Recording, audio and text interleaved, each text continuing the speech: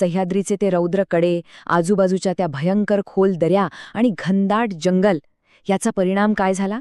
खानाच्या त्या अवाढ्य सैन्याला इथे एकत्र हालचाल करणंच अशक्य होऊन बसलं. म्हणजे बघा, जो त्यांच्या सैन्याचा मोठा आकार, त्यांची ताकद होती ना, तोच तिथे त्यांचा सर्वात मोठा अडथळा ठरला. शिवाय इथून पार घाट आणि नीरा व कोयना नद्यांवर वचक ठेवणं एकदम सोपं होतं.